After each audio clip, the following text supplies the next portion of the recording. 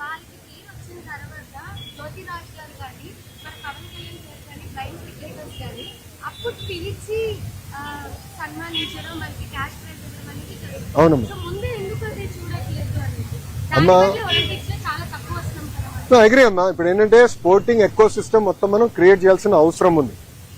అందుకే మీరు చూస్తే నేను ఇండియన్ ఉమెన్ క్రికెట్ టీంని మీరందరూ గుర్తించిన ముందర నేను కలిసిన వాళ్ళు. అప్పుడు మితాలి గారిని కలిసాం. మితాలి గారిని ఏకంగా ఒక అడ్వైజర్ గా ఆంధ్ర క్రికెట్ అసోసియేషన్ అడ్వైజర్ గా నియమించాం. సో మితాలి గారితో కూడా మేము ఏం మాట్లాడంటే షీ ప్లేస్ అని ఒక ప్రోగ్రామ్ రూపొందిద్దాం. అంటే మహిళలు పెద్ద ఎత్తున ఒక క్రికెట్ లో, ఇప్పుడు అదే విధంగా మన వెయిట్ లిఫ్టింగ్ లో కానివ్వండి, మన ట్రాక్ అండ్ ఫీల్డ్ లో కానివ్వండి, చెస్ లో కానివ్వండి, ఇట్లా పెద్ద ఎత్తున ఎట్లా ప్రోత్సహించాలి దానిపైన ఒక పాలసీ ఫ్రేమ్వర్క్ మేము తీసుకొస్తున్నాం. But it is a continuous effort. There is no short cut, there is no simple solution to it. దీంతో పాటు నేను మన ఆస్ట్రేలియాకి వెళ్ళాను. అక్కడ గ్రిఫిట్ అని ఒక యూనివర్సిటీ ఉందమ్మా. They are known for sports.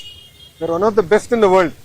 వాళ్ళతో కూడా మాట్లాడి ఇక్కడున్న యూనివర్సిటీస్ తో టైఅప్ చేసి మొత్తం ఎకో సిస్టమ్ ఏర్పాటు చేయాలి.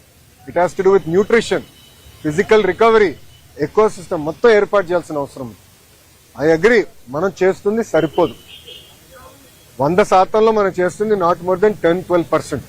కానీ కూటమి ప్రభుత్వం కనీసం గుర్తిస్తుంది. శ్రీచరణిని గుర్తించింది, బ్లైండ్ క్రికెటర్స్ ని గౌరవ ఉప ముఖ్యమంత్రి గారు గుర్తించారు.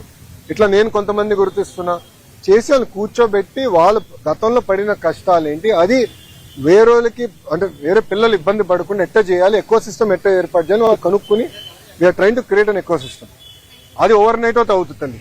It requires a lot of effort.